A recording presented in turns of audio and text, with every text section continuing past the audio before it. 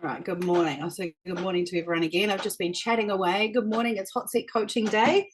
I'm just apologizing for my printer playing its beautiful tune in the background as I print off this whopping big document, which is going to be some fascinating reading, actually. Let's just say it's a, how would I explain it? It is a perceptual change for a lot of what we've known to be true, and it offers us some greater insight into how we can step out of a matrix-based living.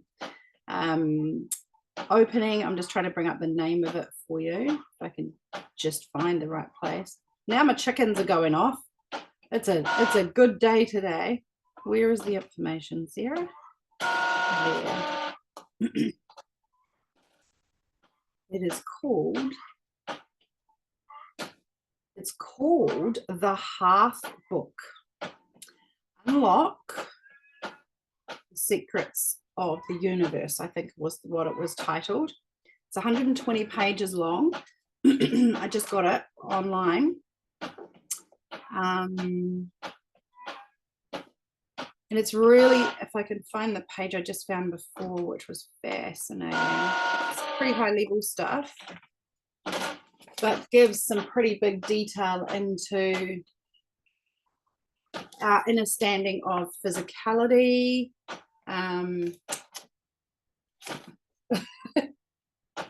chakra and the gate system, so energy systems. It goes into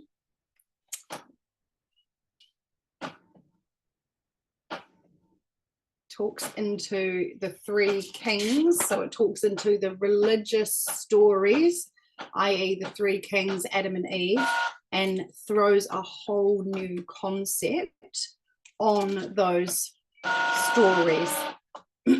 Sarah, so, what's it called again? It is called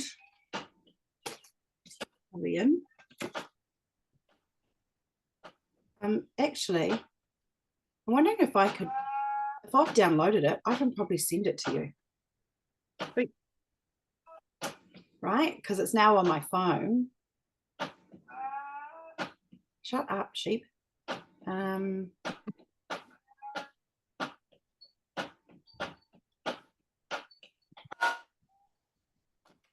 Maybe I need to like email it to myself or save it to a drive and then give you guys access to it potentially. I'm not sure how to do that, but I will. I will find out, because it would be so cool for you guys to all have it. It doesn't actually give me a lot of unlock the secrets of the universe. The Hearth Book.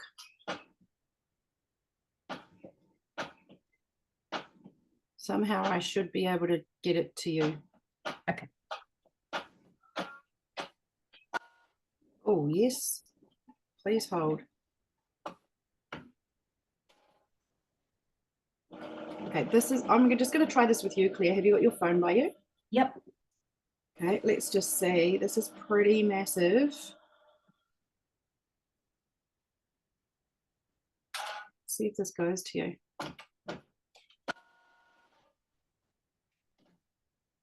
How's it coming, Sarah? Yeah, it's coming on Messenger, and I've also sent it to Claire Bednall and Kelly as well. So let's see if it arrives to one of you.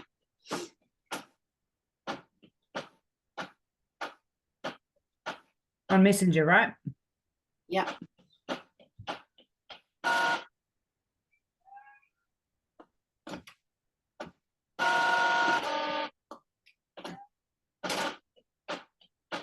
Still says sending. Ah, it doesn't say. I'll try again with you, Claire Allison. It's not showing as your one went, which is. I haven't received it yet, but. Okay, I'll go. It might take a little bit to arrive because it's such a whopper. Cool. So let's. But that's what you can hear running in the background, which I totally had in my head would be a completed task by this point. Apparently not. Claire. Try again, send. Okay, it's not letting me send it to you that way. Right. Okay. I don't know why. It's saying it's sending to Claire and Kelly, but not you. I don't know why. There might be some restriction on what I can send, but I can see I can deliver it into a drive.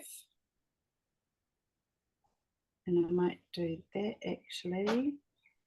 It's pretty big. It's a pretty big, it's a lot to get your head around, but that's why I like it really, is because it's usually those ones that are the ones that have the most detail. Yes, okay, I'm able to save it to a drive, so I'll do that, and then once that's uploaded, I should be able to drop it into the group as a drive document, and that should help. All right. All bananas. Thank you. Just as a nice added bonus for the Akoiya crew. Lovely. Right, fam, we are in our coaching, hot seat coaching session today. There are a couple of things I would love to share with you. First is that our product has arrived, so Limitless and Euphoria and Blue Lotus flower. I'm going to say I've always sold the Ritual Oils Blue Lotus flower because the earth is well beyond it. For $25, you got 10 grams of Ritual Oil Blue Lotus flowers. You get 30 grams for $30 for this stuff. So it's quite amazing. So the Limitless is for presence, clarity, and focus. Got hubby on it. Yes. And it's tablet form. There's 120 in there, and they say take 2 a day. So I've started on 2 a day to see how I feel. I've been taking Euphoria every day, which is the drops of Blue Lotus. And so I've stopped taking that so that I can sense into the Limitless to see how it's working. So far, brilliant, because it has lion's mane added to it. So the reason I'm talking to you guys about this is because this is really important part of where we are right now, as humanity goes into the choice point of being sucked into the negative energy or be able to high vibe it. It's weird, just couldn't get that out. Or be able to stay and hold, retain our vibration. This is going to be extremely supportive, right? Here's what I notice. I'm just going to say this because this is what I notice. My negative thought processes are less. If we can stay 51% positive, I just heard this yesterday, 51% in positive, high vibrational energy through this period, we're fine. Okay? Our ascension is a lot more easeful. So it's really important that we begin to watch what we're thinking, what we're believing, and actually balls up and make the shifts and changes. All right? So this helps with mental clarity, focus, and presence. Presence is very important right now. Nerve growth factor, cognition and memory, immunity and digestive health, sleep and muscle relaxation, blood flow, and collagen production. All right, so that's called Limitless. And Euphoria, which I've been using for months and freaking love it. I use half the recommended dose. All right, and this is a potent Blue Lotus liquid extract boasting a high strength formula that rapidly delivers 2 key active compounds, apomorphine and nuciferine, renowned for its exceptional ability to induce feelings of upliftment, presence, and bliss. And shit, does it do that? Euphoria 50 times also supports cognitive function, helps enhance focus, concentration, creativity, mental clarity, and production. And I use this whenever I'm going into transmission. All right, it's just so to use it on like at sound journeys or anything that you're going to, perfect. All right, so I've just dropped that there, that I have it now, and it's available to you guys whenever you need it. All right, how many have we got in the house? We have 4, so we must have 3 of you, 1 of me. So we have the Claires and Kelly. Now Kelly, I'd love to just check in with you first, if I may. We had a session together yesterday. How are you today?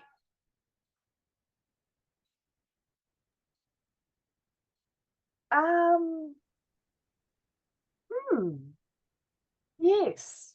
Good. Um, makes a change. Um, yeah, yeah, I,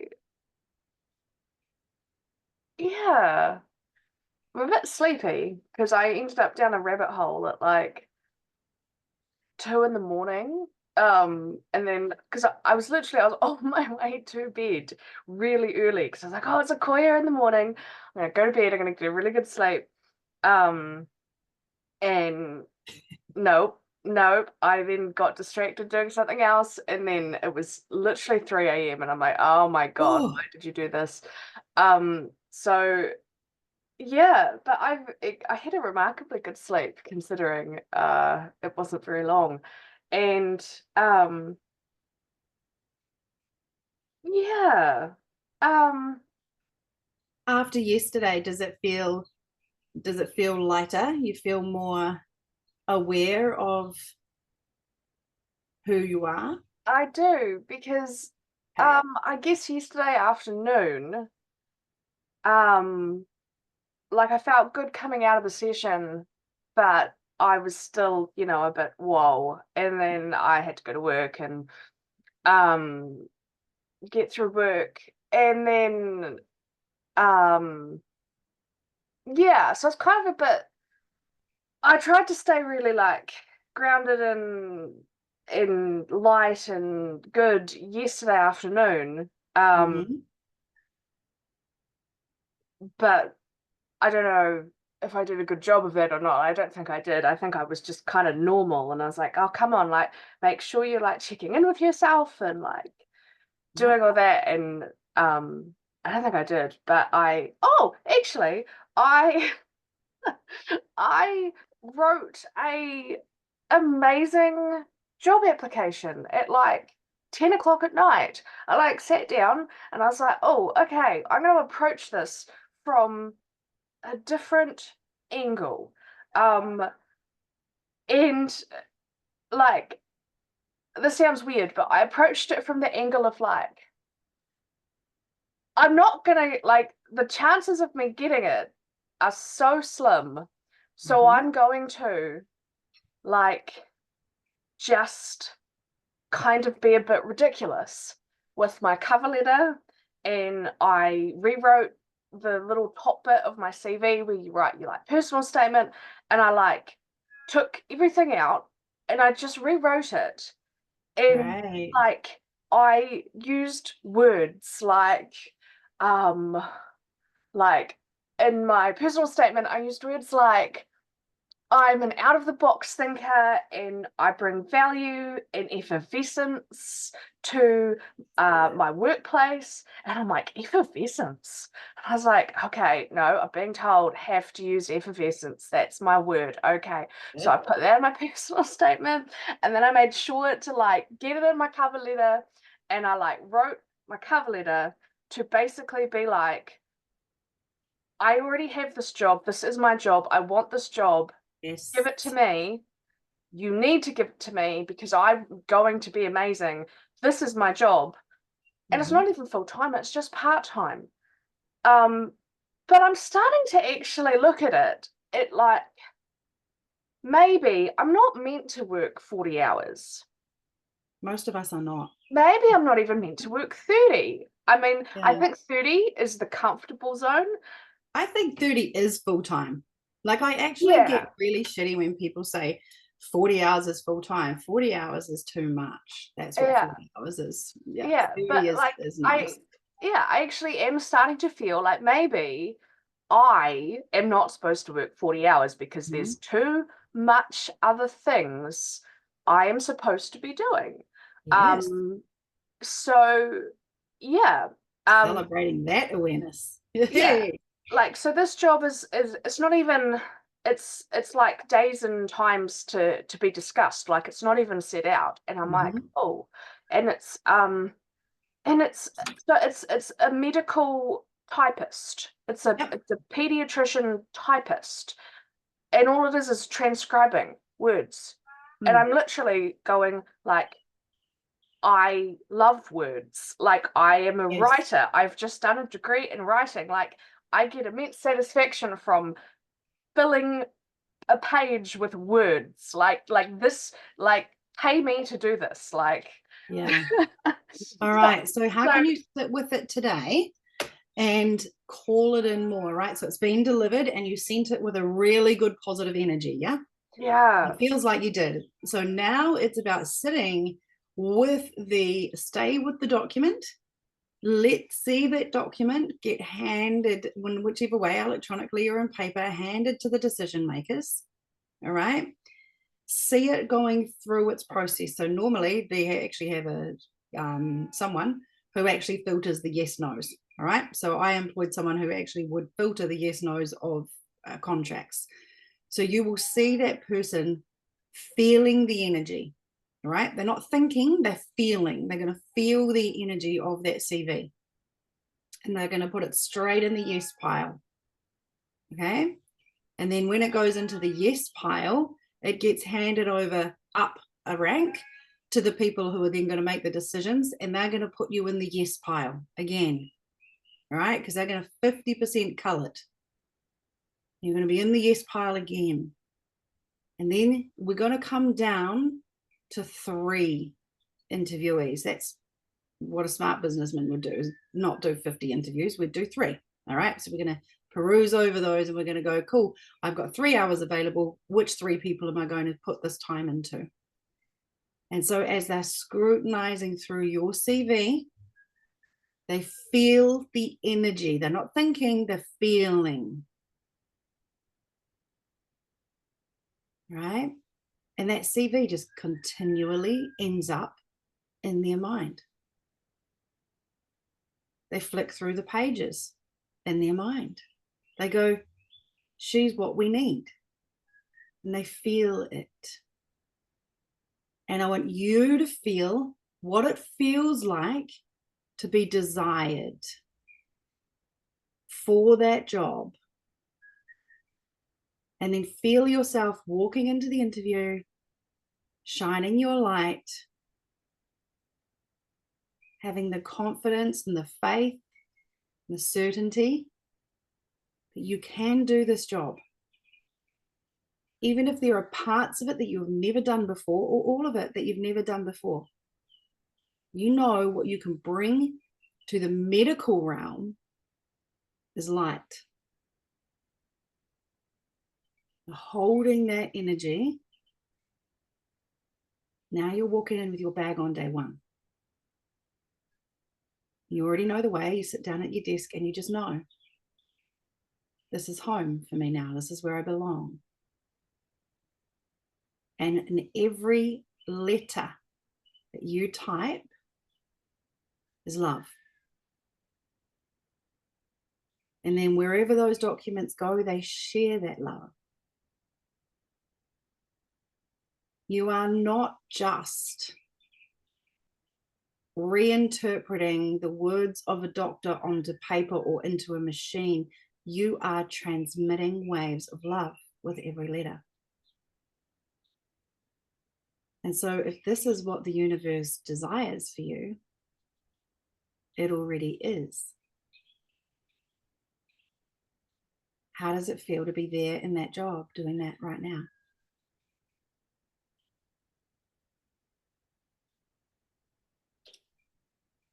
It feels good.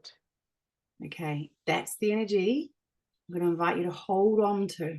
Okay, after our work yesterday, where we brought a whole part of you home into self-acceptance, now this version of you, and only that version of you, could show up and do what you did last night, and could show up in this job, right? It can't be the scared, I don't know who I am teenager. This one is, I am fully connected Kelly, who is ready to show up. Okay, so all of this has happened for a reason, Kelly. Can you see that? It definitely felt different from all the other, 30 or 40 applications I've sent off. I was just like, oh, this one's different. Yeah. And it felt really good. Yeah.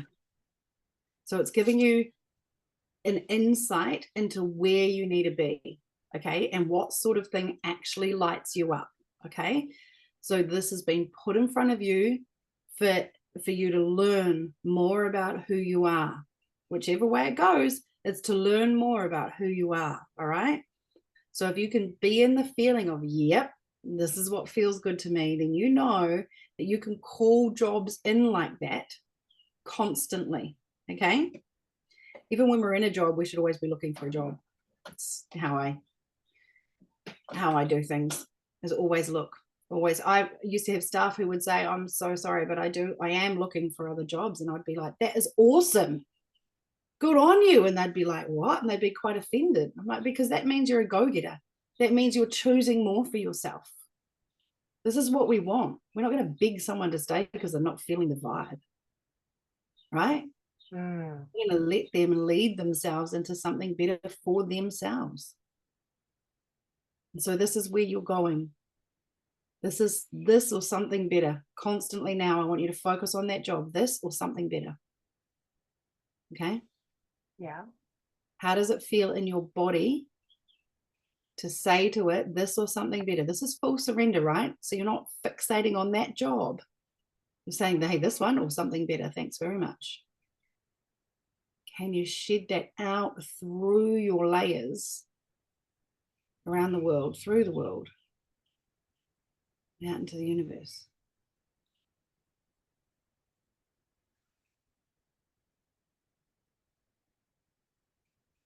Nice. Yeah. My God, I just felt so light. Yeah.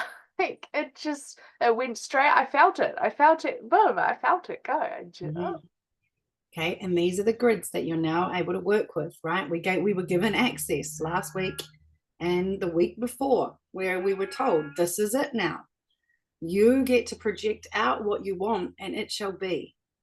Okay, this is it. We're starting to work with these grids, not just for our own personal gain, but when we show the grids what we expect and what we desire, and the grids go, yeah, cool, let's shed that around the world. Right? Let's show all the people how to do that. So the thing is, when you're making these changes like you did yesterday and what you've done overnight and then what you're holding on to and nurturing today, there's a million other people that are beginning this journey too because of you. All right. So whatever the outcome, don't fixate on the outcome now. Fixate on knowing that it's this or something better always. And that's the energy that the planet is very much in. Is it this? Is it going to be something better? It's going to be something better. Thank you very much. Okay. And we're always going to be taking the greatness, the greatest version. That's the transformation. I felt very much like, okay, I don't have the experience that they want, so I'm just gonna focus on my personality and I'm just gonna put that in my cover letter. And then I was going, wow, that's unheard of. That's not something you do. Like, and then I was like, oh, screw it, I'm gonna do it. I'm just gonna do it. I've got nothing to lose. And then after I did it, I was like, yeah, that felt really good. Like, yeah. Yes. Feel Just good. to fully connect in with yourself and share who you are, right? And that you did that really boldly. I love that. Because we often minimize ourselves, right? We all know what this is like. We go, oh yeah, no, that sounds really egotistical. I'm just going to talk myself down a little bit. Well, how's someone going to fall in love with you when they don't actually get to see the true you? So the true you has shone and you've done that proudly. And now you're going to do that every time. You're never going to want to go back, right? This is like an expansion of consciousness. Once you've opened your consciousness up, there's no way you're going back there, right? There's no way. This is a little bit like that. You've stepped out into that new piece of you. There's no way you're going back, Kelly. So this is who you are now. This is the Kelly who sends CVs out. This is the Kelly who shows up to work this way. This is the Kelly who goes, I don't want 40, I want 30 hours. Thanks heaps, but it's just how I roll. Like you can be very clear on these things. Yeah. Okay. Yeah. And I mean, you girls that are watching this right now, you can see the difference in her face, right? Yesterday was massive for Kelly. It was really big, wasn't it? Yeah. She came very believing she was very broken to the session and left totally liberated in all of the gifts that are actually who she is. Yeah. Different view on it all, eh? What a new perspective, how it changes everything. Yeah. Yeah. Love it. Yeah. Yeah, Feeling good. I'm gonna ride this wave for hopefully a little while. So yeah. you are the wave, right? So you are this. And yes, you'll have some days where you're like, man, I'm not vibing the way I was yesterday. But that is also so that you can go up more. Remember, whenever there's a down, tractor going past my house now, you guys, whenever there is a downward motion, it's only to bring you higher. All right. So whenever you go down, just know I'm only going down to clear out that gunk that has been holding me down. So it makes us more intentional in the down to then come up and higher than before. You're never going back to who you were. Okay. Yeah. And what I found really fascinating was that, my job hunt, that's an entirely different piece of the pie chart. I'm going to stick with the pie chart. But yes. so my life is currently divided up into a pie chart, and all the segments are different colors. That's how it keeps being shown to me, and that's ironic because I hate math. But and we didn't even work on career yesterday. We worked on an entirely separate section of the pie chart that had nothing to do with this, and yet now this whole other section is like, oh, let's do this.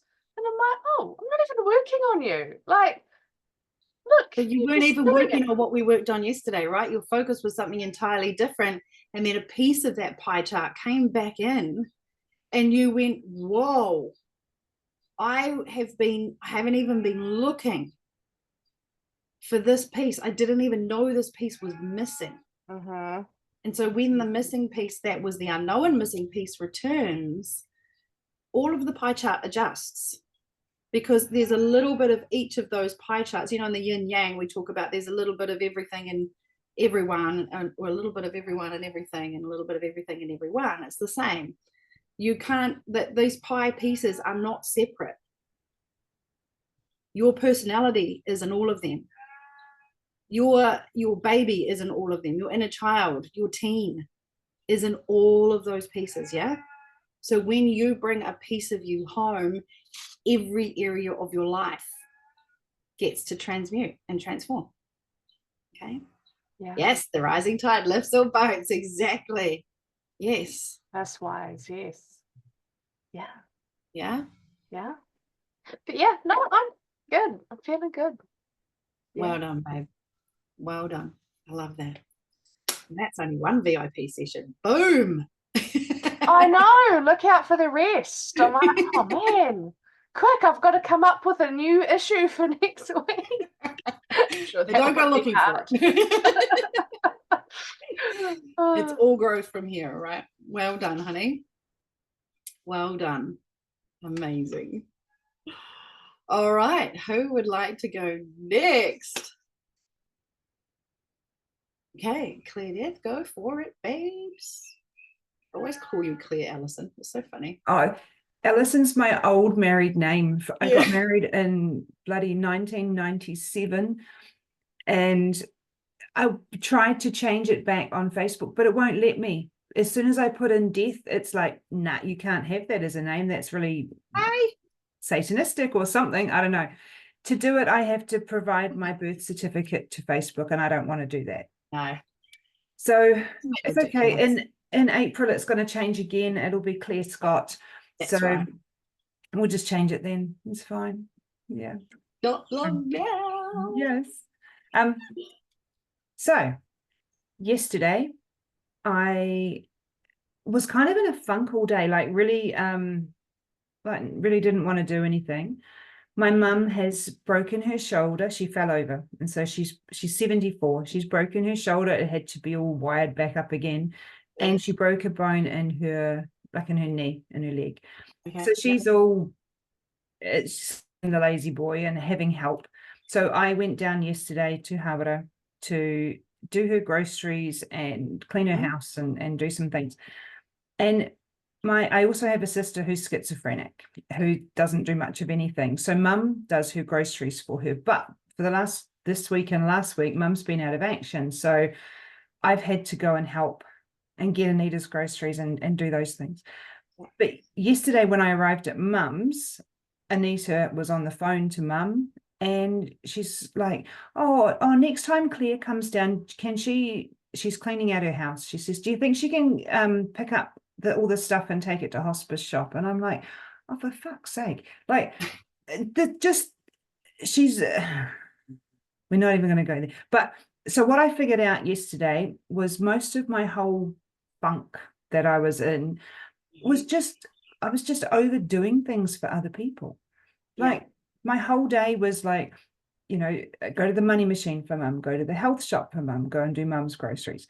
And then Anita's asking on the phone for me to do more. I've already taken stuff to the hospice shop for her. It's like, fucking hell. Then I get home and it's like, I don't want to do anything. So I sat down and watched this nothing program on Netflix for, I don't know, 2 hours. And then it's like, now I've got to do tea. And I was grumpy. I was just grumpy. And I actually realized when Kev came home, I said to him, I'm just in such a shitty mood. And it's only because it's like, I'm just overdoing things for people. No one fucking appreciates it. It's that whole, they take and take and take. And I mean, it's fine. It's mum. She's incapacitated at the moment. It's no drama. And I don't mind doing it.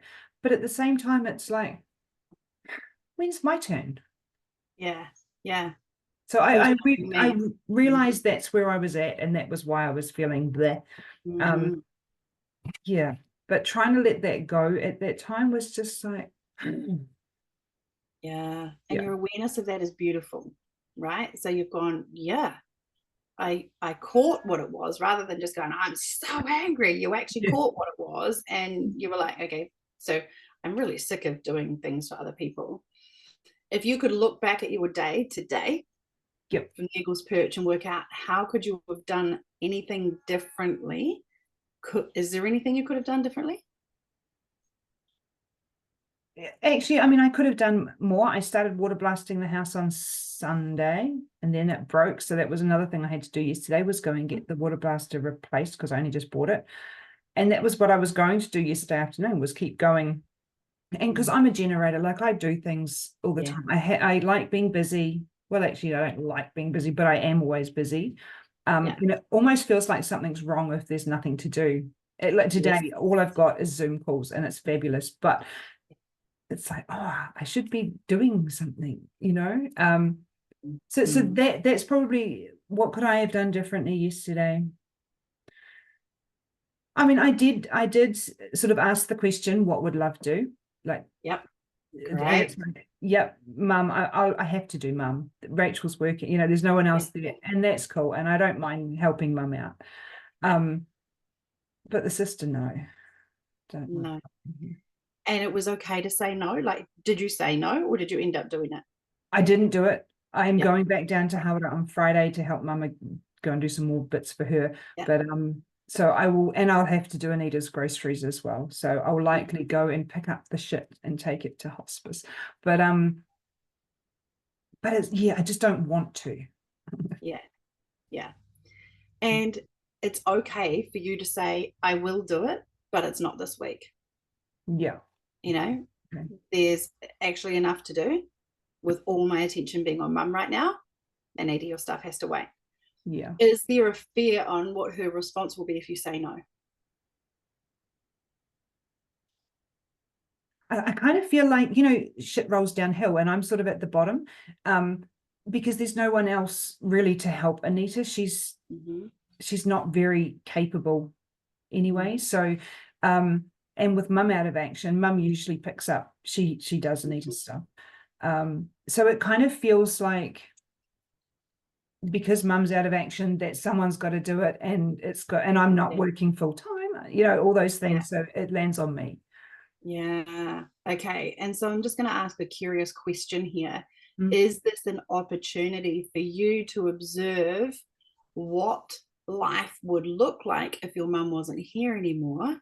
And what can you begin to put in place so that you're never in this situation where you are stuck in a resentful energy because suddenly shit rolls downhill, as you said, and it's all on you, right? So is Anita getting the support that she should be getting? Some. Yeah. She has mental health, and she has there's other people like looking after her housing and things like that. But it's kind of, there is a gap. There's definitely a gap. And like, she's an alcoholic. And mum buys her groceries, but then she just goes and buys wine. There's a whole lot of icky things that that sort of can't someone can get her groceries, but she goes and buys her own wine, right? So is she really needing someone to get her groceries? And this is the conversation that Rachel and I have, and mum as well. It's like, but because it's mum, she doesn't want to leave Anita, the sister, without anything. She's always going to try and hold her up. So so there's some other questions to be asked around the family group of how this will be managed when mum is gone, because you know that's going to happen. Yeah. And so my sense is that this is just giving you, it's only information. Okay. So it's nothing about you and it's nothing against you. It's just information. It's like, okay, honey, just take a good look at this. And we're giving you heaps of time to prepare. When suddenly it's like, okay, it's all on you, you can go, well, actually it isn't. We've got so much support around, and maybe talking to Anita's caregivers and the people who are responsible for making sure she's catered for, and say, look, mum's injured, mum's not up to this all the time now. What are the things that can be put in place to support her better? Because those reviews on those situations are often avoided unless somebody asks for something, because they fear having to come forward and do too much else. Okay, no, that's cool. And the other thing I would say to you is the Netflix, great, I get it, like just sit down and chill out, I totally get it, but also, could you next time do Netflix while you're in the bath? You know, like go that step further to go, oh, Claire, what if, so I do this, I put on meditations and I put on like things that inspire me. It's like my personal development time. I lie in the bath and I Epsom salt the crap out of myself, and I will go and do something that is a personal development thing. It's just my thing. Or I'll go and do deep meditation that just takes me right away. So where I don't have a problem with you watching Netflix and chilling out, is there more you could do? A foot bath, or, you know, Could I mean? Could I use that space better for me rather than just the blob? Where my numbing is actually really good at times. Sometimes it's just exactly what you need, right? But also, could there be an element of nurture within it? Watching the mind numbing, but with this most delicious, nutritious salad. Right? Or could it be, I'm gonna put something on Netflix, but I'm thinking it might be something like that is inspirational to my growth and uplifts my energy rather than holds me down in the energy. Often when we put Netflix on, we go into the same vibration as what we are at, or slightly less or slightly more, but it's not enough to adjust us, right? So what is something uplifting I can watch? Cool. Right? Makes sense? It does. Sweet. Just that it's easy for us when we're in the space where everything's hard to feed the hard. We want to be in it, we want to recognize it, we want to see it, we want to journal the crap out of it, do whatever we need to do, but not continue to support its vibration. Got you. Okay. Right. And I would say you're being shown something, you're being given some insight right now, and some very helpful insight into what's going to land on you and Rachel. And maybe now is the time. You're both busy, active ladies, building amazing things for yourselves. Do you really want to be put in a situation where how your mum is enabling things becomes your enablement? Like, start asking those questions about what hours of care she can actually get. That's going to take the pressure off your mum a little bit. Yeah. Yeah. And you know, the hospice, if you ring them, they come and pick up the stuff. So those little things, right? What? Yeah. Yeah. Okay. Yeah, Sweet. they will often come and pick the stuff up. So Easy. yeah. Love that. Thank you. You're welcome. How does that feel? Really good.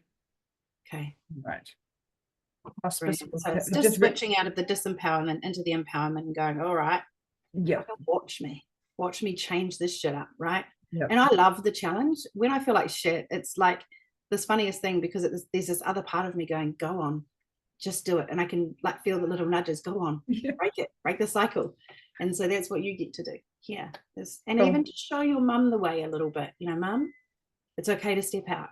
It's To okay visit to with say no. Anita rather than enable her Yeah. in these ways. If she can go and get her wine, she can go and get her groceries. She's That's playing. exactly fucking right. This is the we've had. Yeah, these are the conversations we're just starting to have. Yeah. So, yeah. Yeah. Or she says, okay, well, I'll get my caregiver to get my groceries, and we'll see how quick it changes, this whole drinking thing, you know. Yeah. When she's got to pay for her own. Yeah. Yep, absolutely. Yeah. Right. Cool. Thank you. Yeah. Well done, babe. All right, Claire in Australia. Are you there, my love? She's got her camera on. Hi. Sorry, I've got it on now. I just Oh, I totally get it. You're allowed to camera. It's a bit earlier for me, isn't it? Although not too bad now. Kids are still asleep, so that's good. I often have my camera off on things because I find I can concentrate quite well. Otherwise, I get distracted by looking at everything. And well, I'm in this course at the moment, and you have to have your cameras on. Oh. And it's okay because he just puts the screen on him, but sometimes he shares and you can see everyone, and I find it so bloody distracting. Yeah. I do. I don't like it all the time. Not when it's a big group like that. No. Yeah. Don't mind so much in a small group, but just because I'm like half asleep this morning, that's often why I have it off. I'm often still in bed, but I've just got to make a cuppa. That's great. Well done. All right, my love, how are you? Yeah, I'm okay. I mean, you know some of the backstory to what's going on for me, and just to fill in the other ladies. Me and obviously Buck went away to Bali for 2 weeks. I've caught up on the transmissions, by the way, and the meditation. Although I did sleep through. I guess they still come through, don't they? Even if I sleep.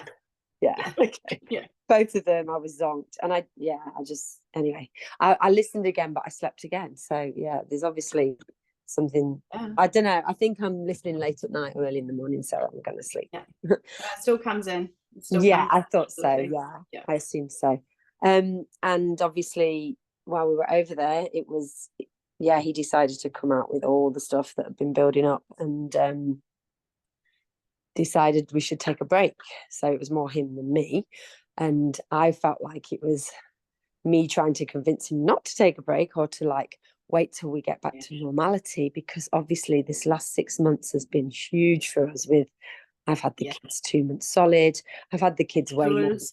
It's been intense. You know, he's gone from not really seeing my kids that much, maybe once a week, sometimes not even, to spending 24/7 with them for 6 weeks. And, you know, we parent slightly different. He's not their dad. It's very unusual. And that's one of the things. And then I've got them now for 3 weeks. And then between WA and England, I had them for another month. My ex is always away. He's been away more than me, believe it or not. He's in LA. And I just said to him, look, it's going to have put a bit of strain on us, and there's going to have been more conflict come up than normal, or more things come up than normal. But let's get back into a normal rhythm and then see how things flow. And he does this very much, goes into his shell, like his cave or whatever. He's the turtle. I watched a relationship webinar on the weekend, and I'm I feel like I'm the talked about the turtle and the thundercloud. So the thundercloud is the one that wants to sort it all out and can get a bit more like vocal, and he just retreats into his shell. And I feel like I do need to honor him and give him that space. But at the same time, you know what I'm like. I like to sort things out, fix things. I'm a slightly more anxious attachment style. So for me to just go, okay, no contact. He said for a couple of weeks and then we'll regroup. So basically when the kids go back to their dads, is like, then we'll talk. And that's a long time, you know, like, Yeah. and are we going to be friends? Oh, so I'm left kind of hanging. Is it going to be romantic still? But the weird thing was, while we were away, obviously it was a little bit up and down because we were having these really heavy conversations, and I felt like there was quite a lot of criticism on my part, like, this is, you know, I'm just not sure about this because of this and because you're like this and you do too much, and I just want an easy, simple life. We've got very different lifestyles because I've got young kids at home, he doesn't have any, he's on long service leave, I'm running 3 businesses, so yeah, it is a bit out of balance at the moment, but he's going to go back to work next week and Sylvie's going to come live with him for the summer, so it will balance out more. So we've got I'm like, let's wait till we get into this normal rhythm. But on holiday it was weird because we had moments where it was quite intense. I wasn't screaming or shouting or anything, but it was like difficult conversations. And then moments when it was like we're very connected and together and we were still very intimate. And like I said to him at the airport on the way home, to the outside world, it must look like we're holding hands and hugging and kissing. It must look like we're still very much together. Yeah. And even on the Vidified trip, before this all kicked off, but I'd had, you know, hints that it wasn't quite going right because of what happened before, that weekend before. Some of the girls were like, oh, you two, you look so good together. How long have you been together? It was like 2.5 years. They're like, oh, you look so, the energy's so good. It's like you're so in love. And it just is weird. Like, and when I left picking him, up on it. Yeah. it's so bizarre. When I left him, I went, like, we both still saying I love you. He's like, I love you, honey. It's just complicated. He's like, I'm not sure I'm feeling the way I should be feeling at 2.5 years. So he's putting a timeline on it, because of a past girlfriend who he felt truly madly deeply in love with. They were musicians, they spoke the same language. We don't have that connection, so he's comparing everyone to that, and he said, I don't think I'll ever get that again. So he's like going, oh, I don't feel the same way about you as I did her, but at the same time I've never had a more loyal girlfriend who's felt safe and I've trusted, because you've supported me through all the shit with his ex, you know, the candy drama and stuff. So I said when I left him, I'm really going to miss you. And I was like, I love you. And he went, I love you too, honey. He was like, he said, time will tell, but I think I'm going to miss you too. So it's so weird. It's like, we're still very connected, but I'm in that limbo land of, gosh, is this just going to be friendship? And part of me thinks he's going to miss me and come back and say, let's try again. But another part thinks he's kind of made up his mind and is done. And in this webinar I watched the other day, it said it's normal at 2 to 3 years, which is the phase we're going through, to go through from the romance stage, which is like the honeymoon, to the conflict stage. And if you get through that conflict stage, it's a normal part of any relationship. You'll get to the mature love stage, and that's when it tends to last. But a lot of people don't make it through this conflict stage. And I want to talk to him about that, but I know I've got to give him space, and it's not the right. Give him that space, but know it in your heart too, is that this is a phase that we're going through. But see, if you turn to him and say this is a phase we're going through, he might be like, oh, here we go again, you know, stuff you come out with. Although I do see him as a very all-knowing being as well. Like he oozes something really special. He definitely does. In terms of giving that space to this and surrendering, which is such a hard thing to do, and you're like trying to grab and trying to surrender.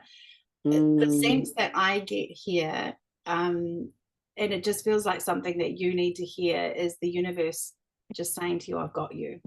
All right, is that if you can do one thing for yourself, write it on a piece of paper. It just says, I've got you, with a heart in the universe underneath, and just trust that it's like the best. I have it right here. Oh, beautiful. I always have it, and it is the thing that will always claw me back when I'm in a space of it's the, you know, where the breath is taken away because you just don't know how to do this. That is the point where your arms, your shoulders drop, everything drops, right? I've had moments of that going, I just know I'm really always taking care of and trusting and surrendering, and I go from that to like doing my pendulum muscle testing, going, oh, I Yes. need a reading, like, you know, I need to know what's happening. It's my need to know, my anxious brain going Yeah. against my surrender, trust. I know I'm going to be okay, whatever happens. But it's kind of like, oh, I'm only going to be okay if he comes back. And part of me thinking that. You anyway. will be okay whichever way. And I think Yeah. that's very important that you hear that and you start saying that, okay, is that Mm, whatever happens, I'm okay. yeah. Because there is a massive, I'll try and find what I watched the other day about relationships, and we are in it right now, this precipice of change when it comes to relationships. And a lot of it is that one of us is expanding into new. I read it the other day on Amanda Lawrence's page. See if I can find it right now, because I was like, holy, that is so insightful. And it was talking about how we are in this completely new Lawrence. Let me just find it for you. This completely new energy of self would be the way I'd like to explain it. Right. Transitional period of role changes. Okay. If I had my glasses, that would be extremely helpful, but I don't. I'll just go like that. So since late September 2024, we have been still in a gradual transition of roles several times over the last 1.5 years. This has been explained that this would occur at some point. That point between 4 weeks ago at the equinox. Oh, that's when it's all kicked off. Yeah. Yeah. In this paradigm that is experienced with a body in an illusion of time and space, it is taking gradual time for roles to change into predestined roles chosen prior to this incarnation. So please understand, role changes within anyone do take time to change over. The letting go of all that you have been, for all that you are, and all that you are to be. It is not occurring to everyone at this time, yet is occurring. Some of the clairsentients will feel and know that some are now in the midst of the role change. So I'm sensing actually both of you in it, but I feel like Buck's in it. All right. Yeah. And he's unaware of it at this point. Now, what I do understand is the layers of the role change. It is also dependent on your frequency. All right. So this role change for some may be less intense and potentially less up leveling, but there's still a level, right? It's still an improvement. Okay. Many aren't doing this at the moment. They're not able to see or know of others' role changes. In a vast playing field, some characters are still expanding energetically and vibrationally in other beautiful ways on their path, whilst others in the world choose at soul level prior to incarnation to not expand vibrationally in this lifetime. And yet they too play a part in this grand play. So if your role changes, you will be allowing it. You won't fit into the old paradigms and expectations that you have already experienced. It can feel at first as no man's land. Yet you will know your own unique way of your own expansion that leads to your role change. At some future point, some outside of you will become aware that you are not doing or speaking as you did before. They may not see it as a role change as such, and may see that you have just changed a lot, or that you are not prepared to. Some may choose to move away from you if they feel non-resonance to your new state of being and frequency. They can't see you the way they used to. You knew and know this will occur, and are in the eternal peace within you with everyone's choices, as you will see all as one whole in your internal and eternal peace of being. You see all the many layers of frequencies, all the holographic creations all at once, seeing the many games the characters are playing in many illusions that are each based on the amount of light quotient experienced by any facet. And light quotients equate to the amount of energy any one facet can absorb. Okay, so Sustained increases of light quotient, and you have high light quotient, leads to expansion of consciousness. If the person with you is not holding the same quotient, you can be too much for them. Nah. This creates more ability to be, hold, live. So you, because you're in it, hold more light and more light. Seeing all as one light, disguised as many facets, that many light quotients, at many light quotients, so the consciousness state. All right. What's important to understand is this is happening, yes, and it feels like your reality. This is a movie, Claire. Yeah. All right. So Yeah. you get to, we know that he's actually a really beautiful being of light. Like I see it too.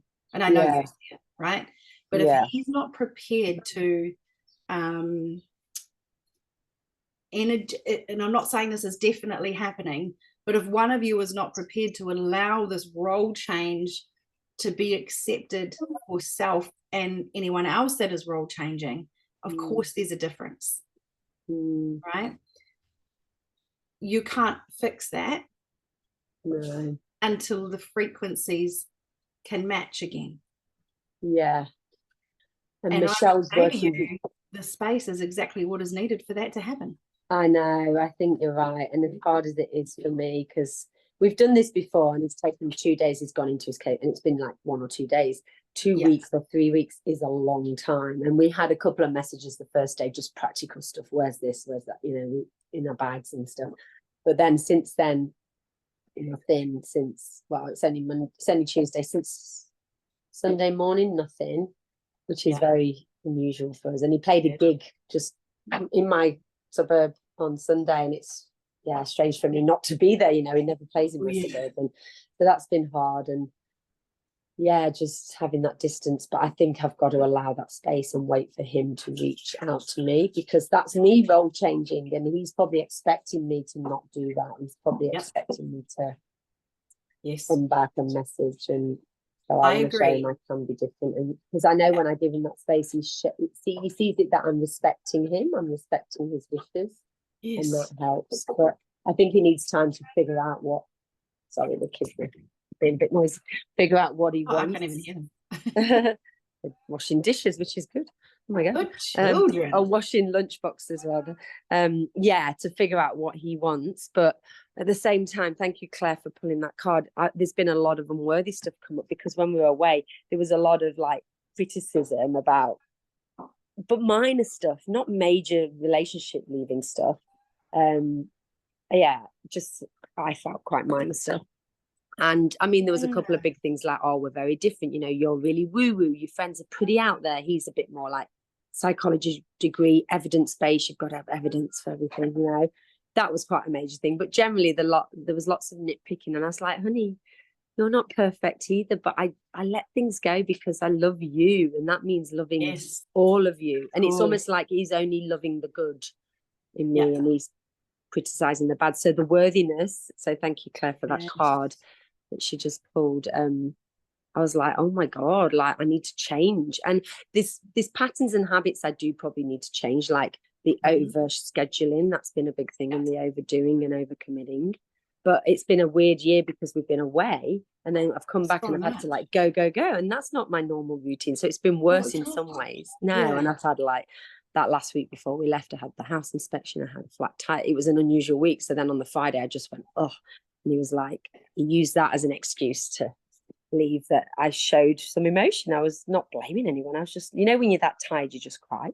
And it was almost like he couldn't be there for me in that emotion. And my friend that was there, Adam, my other friend who does Shabbat with us, he was like, you were fine. You weren't, because Book had said I was passive aggressive, because I'd said, you know, this time can just help with the cleanup in the morning, because the last 2 times he slept through.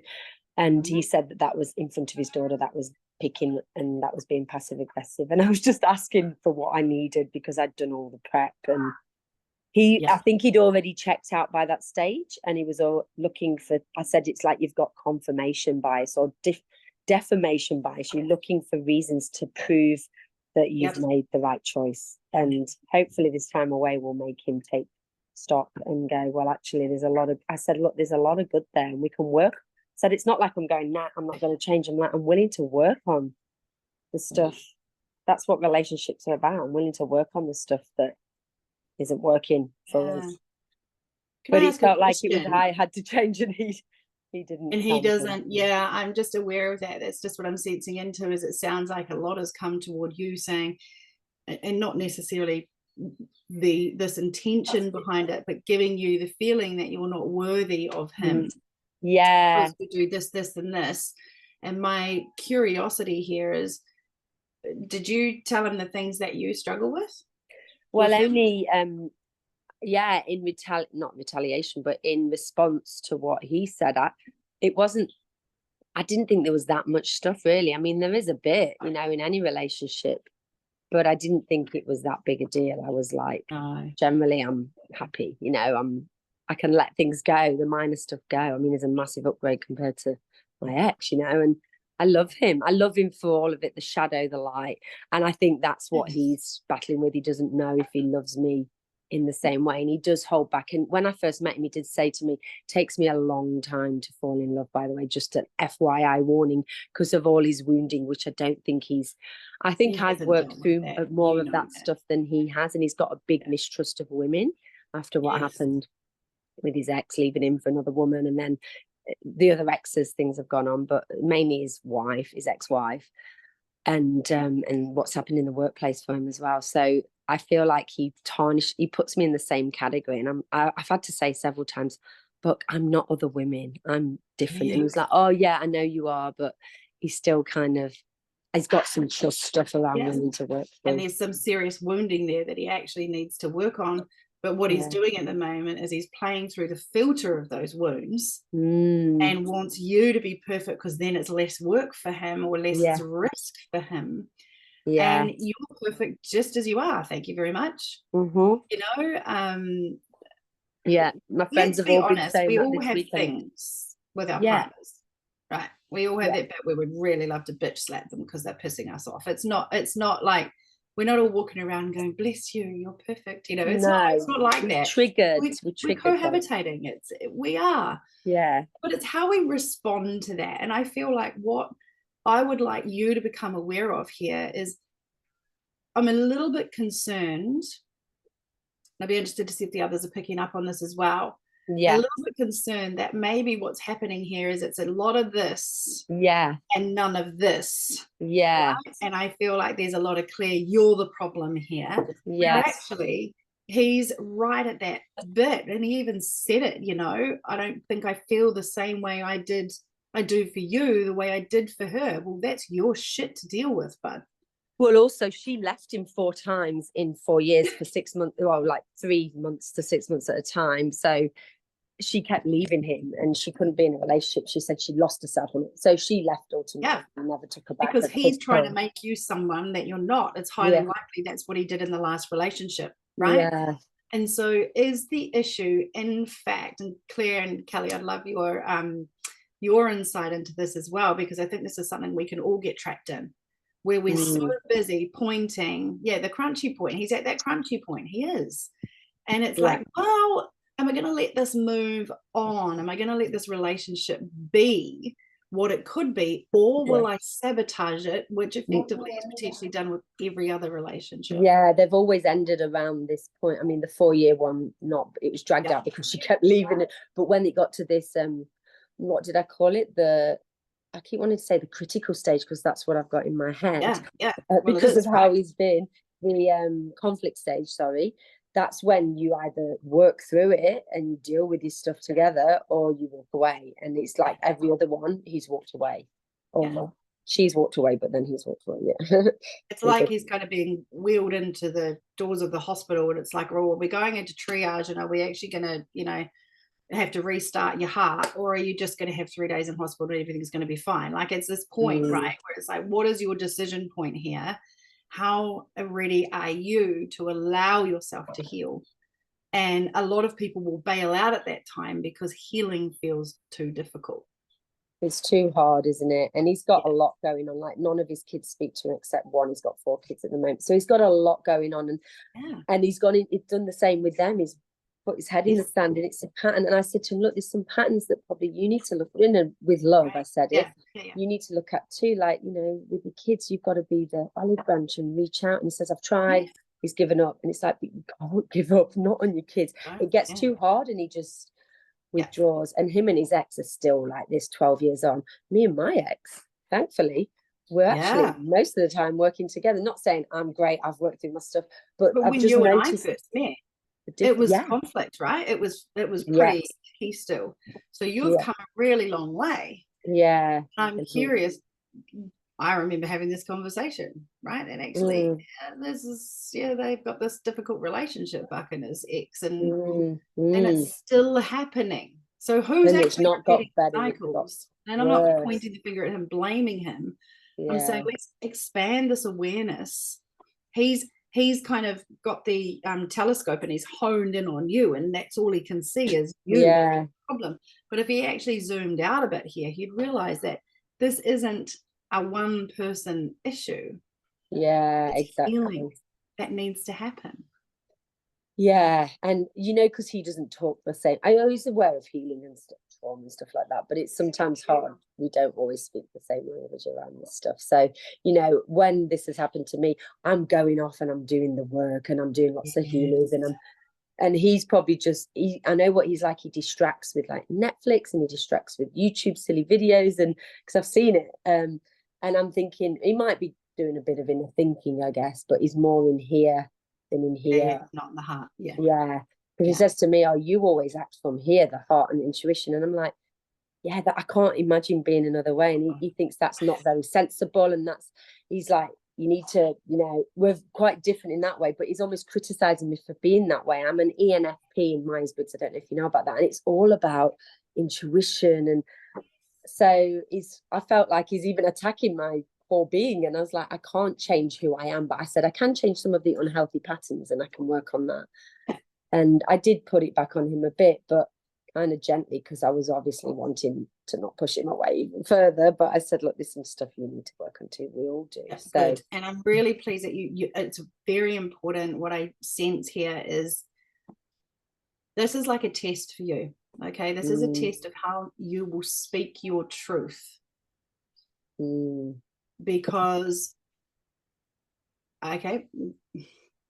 interesting word they used, that you will buckle under pressure.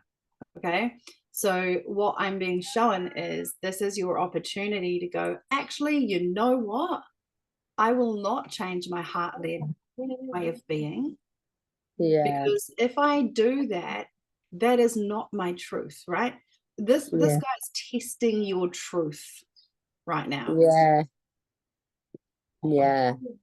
And if we've talked about it a lot, you and I, right? This whole get your structure, your daily structure better, increase your prices by $5, minimize the hours of work by 2 hours. Boom, you're still making the same amount of money, but you're doing 2 hours less. Okay. And you get that healthy balance back, so that you're not collapsing under the pressure.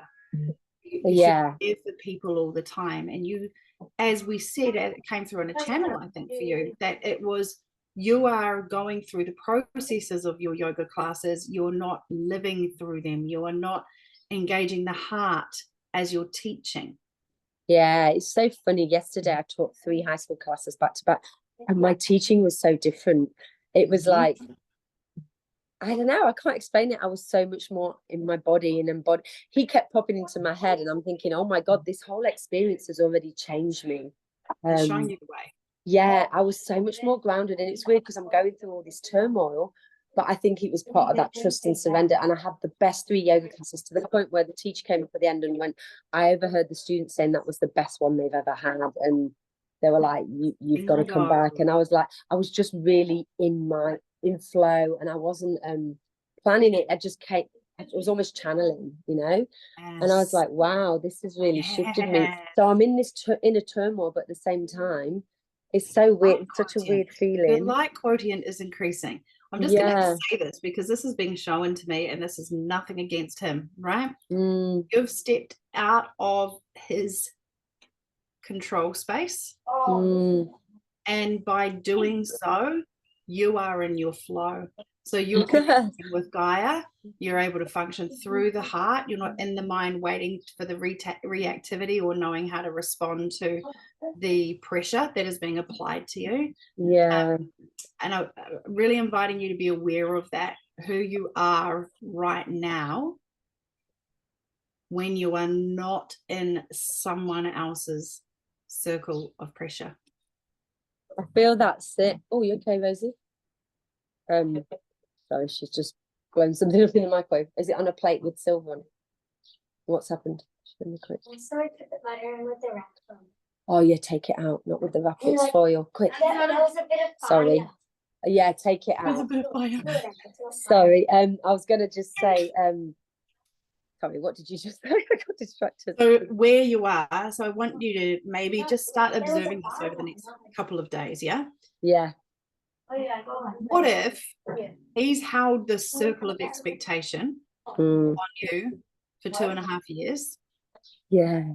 That's just suddenly gone right out here because he's not in the zone where he can control it. Yeah. And without the expectation impacting and compacting your field, suddenly, Claire, everything starts to flow. Yeah. And showing up as you, not as someone you are with somebody else's energy impacting. Because you're right with that. It's almost like I rebel, because I did this with my mum. When someone tells me what to do, I almost go the other way. And it's weird because now I want to show him. Now I've come back and my week isn't jam-packed and I am going slow because I'm needing to heal. So I'm like, nah, work can wait. I'm needing to heal or expand and grow. So I'm focusing on me and the self-care. And like this morning, I'm going to go to the gardens and maybe do a little bit of admin, but I'm just going to nurture in the gardens, those gardens. And I've got 3 hours and I'm not going to fill it. And it's almost like, oh my God, it's taken this to happen for me to actually do what he's been telling me to do for the last, however long. Yeah. And I wonder if it's so because there's the gift. Yeah. There's the gift. Yeah. I would like you to just reframe one part of that. Yeah. Okay. Is that I want to show him. All right. Yeah, no, I want to show me, not him. I want you to show you. Yeah. The guides are like, not delete him as in delete him, but delete his energy from your field and find out who you really are right now. And I will be a changed person afterwards. Yeah. Right. But is he prepared to change? And my concern is, cord cutting, absolutely. My concern is you go and do all this change to prove to him that you can, and then you wait, thinking he's going to come back and he goes, nope, not good enough, right? What's that going to do for you? So I want you to just go, this is for me. This is exactly clear. This is for me, and I change myself for me. I grow myself for me. You can come along for the ride if you want, but from now on, I choose you. I don't need you. I choose you. What's that? I don't need you. I choose you. I don't need you. All right. Yeah. So anything outside of yourself, my husband has only just got this, and we joked about this the other night, and he was like, I finally get it. Where I have always said to him, especially in the last 3 or 4 years, I don't actually need you. I choose you. He was so offended. Yeah, the man wants to be there. Yes, you need me. Everything will fall to bits. And I'm like, well, my ex-husband said to me, you're fucked without me when I left him. He goes, you're fucked without me. They were his words. And I was like, watch me. And I had a job in 3 days. I was earning more money than him. I could put food on the table, whereas he had struggled for a long time. You know, I had, life was chaos, but I was doing it, right? But what I did was I did all of that to prove him wrong. And that's not somewhere I really want to encourage you, right? No. I want to prove you right. What does that say? Tell me I can't quite read it. So this is stuck on my computer. It says, tell me I can't bloody do it. I'll fucking tell you. I can and I will. Yes. But this is kind of my little mantra for anyone that says that, oh, you're not good enough. Oh, you're not smart enough. You're not pretty enough, whatever. And in here, right? Because it's often in here that's said the most. It's often not from someone else. It's from the shadow speaking, right? Fucking watch me. So this sits on my computer. And every time I'm sitting here, it's right there. Here's another one. Okay, this is my other purple piece of paper. We're all about bits of paper. And this Yeah. one says, you don't have to suffer to succeed. Easy is right. All right. So if you are in a relationship where you are having to bust your ass in order to receive their love, Yeah. that's not right. No, I'm not saying leave him, right? I'm not saying that. What I'm saying is I would like you to be much more aware of where you are being told you're wrong and where there is no so this is the tension that Chris Duncan talks about, right? Yeah. Right. And if you can just see all of this as a rubber band and go, okay, well, was he going to let go or am I? Like, this is the point where it's stretched and you can see so much because you've got this expanded view. This rubber band is being pulled, but he's at one end and you're at the other. Yeah. And who's going to actually surrender and go, actually, I'm done with this. I don't want to be in here anymore. I've been able to go right through. You'll go right through all of this rubber band and you'll look at every bit. But will he? Yeah. Right? So at some point, you've got to let that go and let the energy go back to him so that he can see it. Yeah. Let the tension go. Yeah. Because yeah, there's so much. It's so weird. Like, I felt like he always prides himself on communication, but it almost felt like he went dump. And he mentioned maybe the odd little thing, but I didn't realize this had been building up the way it had because we had time on our own. And it was like dump and then pull the rug. I had that song in my head. Then you pulled the rug, you know, that song where. Yep. And it, you know what, his ex-girlfriend before me, two before me actually, said he did the same to her. But a very different reason. They weren't having intimacy, and he waited for her to instigate, and it was 4 months, and then he went, oh no, you didn't instigate, it's over. And it's like, whoa, talk to me as we go, don't just pull the rug. It's like, so this is time for him to take stock on how he's played a part in this, I guess. And he either will or he won't, okay? And that's not anything you can control. I think there's a lot of this going on in relationships at the moment where there is separation happening.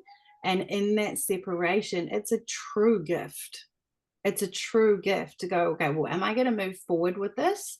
Or am I, you know, how much do I really want this? But how much do I really want me? Yeah, I mean, it's made me take stock about the things that weren't right as well, because I was like maybe going, oh, everything's okay. But then I'm actually like, oh yeah, like one of his criticisms was, oh, you know, you just expected me, like he came and collected my new bed for me. He wanted to make my bedroom nice, so I got this beautiful Balinese bed. He said, I just felt like I was a chauffeur. Drop your kids off. He dropped them off twice around the corner, play date, and I'd already collected his daughter on the way to him, and I didn't see it. I said, we're in a relationship, we help each other out. And he was like, oh, maybe it was just the way you asked, you didn't ask properly. And I was like, it was probably we were in a rush to leave and get out, and I probably didn't say it in the right words for him or whatever. I'm like, you're literally nitpicking here. Yeah, that's nitpicky. Yeah, and it's like, this isn't a deal breaker. Oh, I'm sorry, I didn't ask in the right way. I can work on that, you know, like. And then he's got a new housemate, 6 months ago. She's a single mom. She's had an awful time. I feel for her. I've loaned her my car while I've been away, etc. And he's gone and helped her get a new car. He's helped to set up the roadworthy. He's done more for her. And I wasn't even thinking about this, but then afterwards, since we've had this break, I'm like, how dare he say you expected too much? I picked up a bed and I dropped your kids off twice. And then he's gone and done all this for her. And it's like, oh, because she needs it more than me, because she's, in more of a dire situation. It's like, he's willing to do that, but I'm his girlfriend, and it's like, that's what you do. And it's not like we're 6 months in, we're 2.5 years in, we help each other out. I've done so much for him. When we had COVID, I laid his gravel path for him because it all got washed away. I was sick with COVID, on the mend, but I don't keep a tally saying, oh, I've done this. I've been to court for your ex. I've given affidavits. She sent me threatening messages. I don't go, I've done all this for you. It's a give and take thing. And we're both, it's always said we're both givers, but it's like do you see what I mean? It's like he's nitpicking to prove that he's made the right decision, that I'm not right for him. Yeah. And so to me, it sounds a little bit like he's, over the last few months, kind of had it in the back of his mind and not been prepared to speak into it for whatever reason, his wounding, not yours, right? And then he's been keeping a tally or nitpicking, and then waited until you were on freaking holiday that which actually, I let's paid be for. honest, you paid for. Well, Let's it be was a honest, your freebie, but I work paid paid for the that. flights. He owes me back. But it's like, yeah, I don't say he owes me quite a lot of money from Europe and this. I don't say, well, I've been your bank, you know. I'm like, come Yeah. on, like. Anyway, yeah, it's like Yeah. he's built it up. He said we were tracking about right up to 2 years, and then he said, but that's when this conflict stage comes in. So, and then it's been an intense 6 months. So he's almost like gone, oh no, just keep and slowly withdrawing over that time, but not openly communicating. And I said to him, I'm way more upset. I'm grieving more than you. And he said, oh, it's different for me. I've done my grieving over the period, but I didn't know any of this was going on. You know, talk to me. You know, it's kind of crazy. So he's already done his grieving and withdrawing over that time. Yeah. And because I was with the kids, I guess I was focused on them a bit more. Yes. We didn't have the opportunity to talk about it as much because we didn't have so many windows or as much space. But he also didn't give you the opportunity. No, right? we could have So hung out in bed. And he knew you were a parent yeah, when you got together. So yeah, everyone knows that that is a priority. It'll always be a priority. And he knows that. And you know, and we were living with my mum and dad, so I was navigating that whole family dynamic, which with my mum it's not always that great, as well as the kids. So it was really challenging time, you know, and it actually went quite smoothly, I thought, except the last couple of weeks. But it's almost like he's not had any compassion or he's not got any like leeway and all that. That's not a usual thing to go through 6 weeks with my parents or most of the time with the kids, all of us together. That would put a strain on any relationship, never mind a relationship who's not used to living with my kids at all. We had my husband's dad here. We've had him here several times, and it sure puts a massive strain on because there's a new dynamic. Exactly. New opinions, new attitudes, new ways, new expectations, all the things. Yeah. So I'm like, just let it go back to normal flow. I was like, because he's like, oh, I don't want to waste our time anymore if it's not right. And I said, but we've already wasted 2.5 years. Give it a few more months of being like 3 months, say, of being in a natural flow. And then we'll take stock because you can't compare to pairs, you know, it's, But in considering I'm doing okay because, I mean, I've cried a little bit since back, but I did my grieving. It's like when I was there with him, I went through the shock, the sadness, the anger, and then almost the trust, surrender, acceptance in that whole week or week and a half that he did it in. Yeah. It's like, and he said that to me, he said, oh, I wanted to. So it's almost like he decided he was already going to do this. Yeah. I wanted to do it when I was with you so it wasn't so hard. And I'm like, oh my God, this is a dump. Like it's not a honeymoon, it's a breakup moon, you know. It's a breakup moon. Yeah. I was like, wow. But in a way, I guess he wanted to do it in that way because he thought that would be easier for me, which maybe it was. It's been easier to do it. Like it's not been as hard coming back now. But I've just got to trust and surrender. What was it you said you wrote in your paper? We've got you. You don't have to suffer. Oh, you don't succeed. You don't need to suffer to succeed. Easy is right. So wherever wherever there is a tension, as in a pressure, pushing more isn't going to fix that. Yeah, and that's why I've got to. Yeah. And they say this during childbirth, right? There's all that pressure, but they say don't push. You're like, I want to push. They're like, no, don't, not yet. Right? Just relax, take some deep breaths, change the way you're breathing. And so like it literally is the story of our physical here. What if even when there is so much pressure, we just breathe? Yeah, and I've had to do that a lot this week and surrender and not, when I've been tempted to message him just to check up on him, you know, he had barley belly. I'm like, nah, I've got to just pull back. And that's the only way he's going to potentially come back to me. He still might not. I've got to prepare myself. And he might not. And if he doesn't, it is literally cut those cords and go, I'm freeing you to heal. For him to go and heal. Because this psychologist actually needs to do your woo-woo healing now. Right? I know. And he can't do it potentially while he's in your circle because he thinks you know more about him than he does. Yeah. And from a psychological perspective, he will not be coping with that. No, because he's got this thing where he's right, he knows, and he talks over me a bit. So this is some of the stuff I brought up, like he knows best, and I'm like, just be open, you know. He always thinks things are wrong. Like I'm like, people are innocent till proven guilty. He's always like mistrusting that woo-woo snake oil salesman, you know, that Healy device, it's woo-woo crap. And I'm like, but how do you know? Maybe the science isn't mainstream yet, but it's still quantum stuff, you know. And as we know, right, and he is obviously going to discover very shortly, because this is just going to crack him open, is that everything that we've believed to be true isn't. Yeah. So wherever he is fixated on a truth, it's a lie. Or it's been fabricated to look differently to what it really is, right? Yeah. So he's got all of this to get used to. Yeah, it was interesting. He had a huge conversation with Stephen Keller on the bus. It was actually quite embarrassing, about religion, because Book used to be deeply religious. I don't know, Stephen Keller's very religious. Yes. And I was so squirming, going, Book, maybe stop this. But Shut anyway, up. and it was really intense. And Stephen was like, oh, because you've had something bad happen to you, you've lost your faith. And that's what's happened. He was really deeply, so he's lost his faith in God. I'm not religious, but I'm spiritual. I've got a faith in this higher source. So it's like he's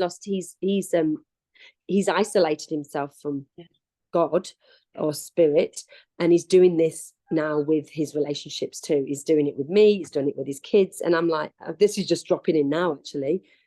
And that I see how that conversation was meant to happen on the bus. I squirmed, and afterwards I was like, you know, honey, could you have gone a bit softer there? You know, like everyone was listening and they're all really religious. I was like, oh my God, you're not making any friends here. But you know, you've got a right to express your opinion. But it's just made me realise it didn't work out for him, his relationship, and they were in religion together. But he's kind of gone, because that didn't work out, I've lost my faith in God. But it's like not about God, is it? God is always there, consistent, and he's also putting God outside of himself. So he's lost faith in himself, right? He's lost his faith in himself and in women, and it's nothing to so again, he's going, I need her to be the way I need her to be, in order for me to be whole, in order for me to have what I want. Well, that's actually a false perception also. The wholeness is right. So when he's trying to change you, it is because there's something in him that is still not getting what he needs. That's not on you. That's on him. And he knows that relationships are mirrors, but I don't know whether he's fully owning that. So, and I said to him, look, this is going to happen. Good luck to you finding that perfect woman. And, you know, 2 years down the line, you'll be in the same place, you know. This is going to happen again. You know, you either work through it with the person you're with now that you actually love and we're very connected in so many ways, or you start again and you might even find someone for a while that you get that bond with, and you might be, you know, you work through stuff in relationship with people. You might be single for a while, and maybe that's what he needs. I don't know. And maybe that is what he needs. You know? But the key for you is to focus on, well, cool. If he's out of the equation, who am I? Yeah. And how am I going to get my framing right now? There's been things you've been talking about for a couple of years. I need to get this right. And that is your time management, not because it's going to serve him, because it's going to serve you. All right. How am I going to do this life differently now? Okay. You get to make this yours now. And that's what I'm going to send you away to really do, is to connect with, if I'm going to reverse structure my life, this is how much I want to earn. This is how many hours I want to give. How many classes do I need to do? Am I doing some one-on-ones? And work out how much you're going to charge to make that work. It works. It's amazing. And you'll find you're working way less hours